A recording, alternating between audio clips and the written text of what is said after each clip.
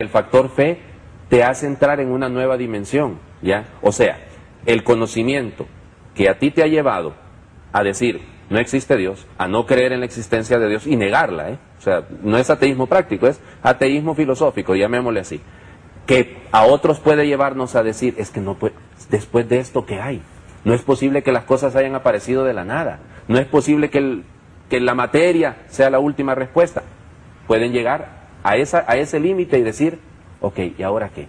Y en ese momento puede tocar la fe o puede tocar la indiferencia. ¿Y la fe es creer por creer? No, la fe no es irracional, cuidadito. La fe está dentro de la misma razón de la persona. La fe no es un aspecto, digámoslo, extra persona, no es una cuestión así, es un don, ciertamente, para los que creemos en la religión como revelada, o sea, las religiones monoteístas, pero, ojo, la fe no es irracional, la fe tiene un fundamento humano. Y no es solamente emocional tampoco, como otros piensan. No, tampoco. Ahora, padre, una pregunta, un comentario que hace Alex, ¿no? Muy interesante. Él dice, bueno, si existiera Dios en realidad, no hubiera escogido al pueblo de Israel porque Dios quiere a todos sus hijos por igual. ¿Cómo va a hacer esa distinción entre un pueblo escogido y uno no escogido? Es que lo que pasa es que entonces ya hicimos a Dios hacer lo que nosotros queremos y no dejamos a Dios ser Dios. O sea, en su plan de revelación, Él sabrá por qué lo hace. No puedo juzgar yo a Dios desde mi perspectiva y desde mi punto de vista, como diciendo, ¿por qué no se escogió a los chinos? ¿O por qué no? Bueno, una cosa, no son 160 millones los que no creen, son muchos más chinitos. Sí, no, estoy hablando solo de son muchos más los que no creen, digo, para decirlo de los chinos que estaban. Pero para explicar más lo que yo quise decir con eso, es que yo pienso que la religión cristiana realmente es una religión, ustedes lo saben mejor que yo, son más estudiosos que eso, que yo en eso, es una religión propiamente judía, que tiene que ver con la cultura judaica.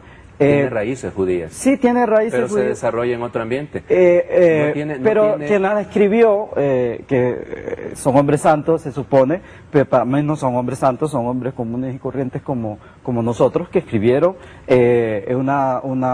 un libro sobre religión, sobre moral, hasta sobre política, porque encontramos conceptos políticos ahí, propiamente judíos. Que eso es una verdad que la oficializaron como una verdad universal, es otra cosa. Pero para mí sigue siendo una religión, una idea de lo que es la vida, la creación, propiamente judía. Y que tiene a veces muy poco que ver con nuestras culturas. Me quito el cuello y dejo de ser sacerdote un ratito y te contesto como historiador. Ajá. ¿No es tan cierto? Lucas no era judío, igual escribió uno de los evangelios más bellos. Y no conocía nada de los judíos porque hasta se equivoca en la geografía de Israel. Pablo había sido criado en Tarso, era de cultura judía, si no su griego no sería tan perfecto. El autor del Evangelio de Juan, que por Dios, para nosotros creyentes es el Evangelio teológico por excelencia, es un hombre de cultura griega, no de cultura judía. Si tú lees y estructuras el credo de la Iglesia Católica, para decirte algo, es puramente filosofía griega combinada con la tradición judía. Estamos de acuerdo. Entonces, no solo es judaísmo. Incluso si nosotros estudiamos las raíces del cristianismo, realmente nace con Akenatón. Yo he leído la historia. Akenatón es el primer monoteísta que existe y el primero que dice Dios es a imagen y semejanza de nosotros.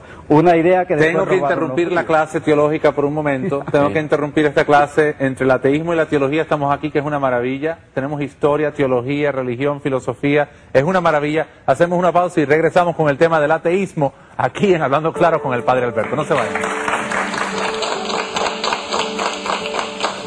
Amigos, gracias por acompañarnos. Ya estamos de regreso aquí en Hablando Claro con el Padre Alberto. El tema de hoy, el ateísmo. ¿Qué les parece? Tremendo tema.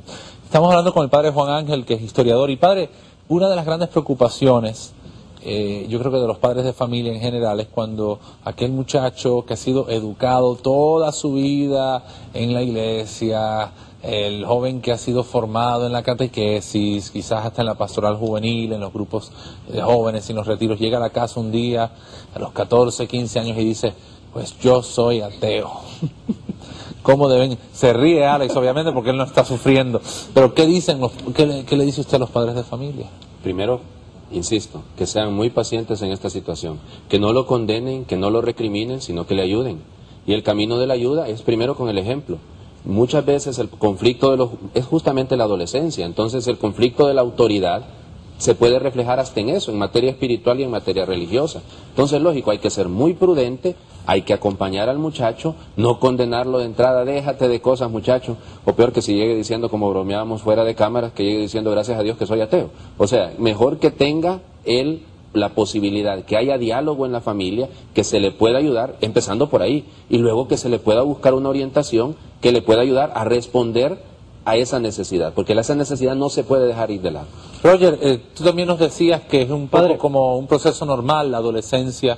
Sí, la crisis de la adolescencia está acompañada de una serie de dudas, dentro de las cuales se entra justamente un momento de ateísmo, ¿no? Entonces, pero es una cosa muy normal, muy natural, efectivamente es un síntoma de que el muchacho piensa, ¿verdad? Cuando entra en ese proceso, los padres, como ya dijo aquí el padre también, tendrán que tener paciencia, seguir dándole buen ejemplo, continuar con su práctica religiosa, no obligarlo, por ejemplo, a la práctica religiosa para que no más bien la rechace más, sino que infinita paciencia, pues hombre, tendrá que rezar mucho por él, definitivamente, para que ese proceso, ¿verdad?, natural de la adolescencia termine lo más pronto posible y recupere la serenidad, ¿verdad?, y pueda continuar el muchacho con su práctica religiosa. A ver. Si yo puedo dar mi opinión, no tienen que preocuparse. La religión no hace, ni para mí, ni mejor ni peor persona a las personas, realmente. Yo he conocido religiosos buenos y malos, y también he conocido ateos buenos y malos. Yo creo que eso no debe ser un motivo de preocupación.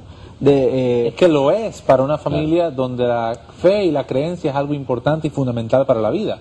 Tú no lo percibes así porque no es un valor para ti. Es como si yo te dijera a ti, mira, a ti no te gusta el fútbol, ¿verdad? Entonces más nunca vas a ver un fútbol, una jersey fútbol, no vas a participar más nunca en un partido. Y me dices, bueno, no me interesa. Pero si tú me dices, a mí, más nunca lo vas a ver.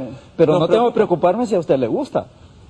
¿Por qué me va a preocupar? Exacto. Yo pienso que la preocupación es la familia. Debe ser más preocupante para un padre saber si su hijo está estudiando, si está sacando buenas notas en el colegio o en la universidad, donde sea, si es una buena persona, si tiene el concepto de la justicia. Todo depende de donde tú valores, cómo tú valores la vida. Todo depende de lo que tú valores. Sí. Para mí no es tan importante que estudien tanto y que sacan tantas notas como lo es que tengan un buen fundamento espiritual. Esa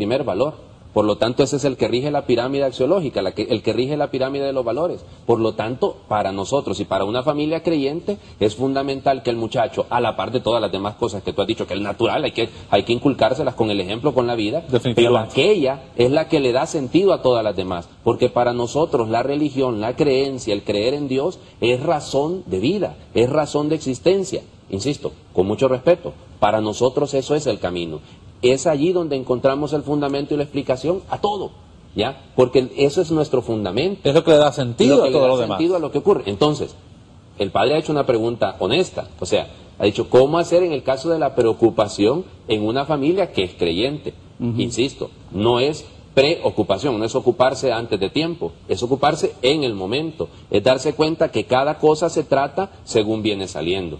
E insisto, si te fijas, le dije que sean muy pacientes, no que lo presionen, lo dijo Roger también, no que lo obliguen, no que lo maltraten dentro de esta cuestión, sino que, por el contrario, que le orienten, y la mayor orientación es la vida. Y no que le impongan la fe tampoco, porque la fe es un don que tiene que ir creciendo y desarrollando. Y obviamente que le den opciones, ¿va? Tiene que tener opciones. Pero las opciones las va encontrando en la misma vida. Pues ¿de sí, acuerdo? claro, o sea, obviamente. Yo lo que quisiera es que pudieras entender también que no es que nosotros estamos cerrados a las otras opciones, no es que solo tú has leído de distintas cosas y has leído más la Biblia, como decía el padre Alberto, que otro montón que no la han leído.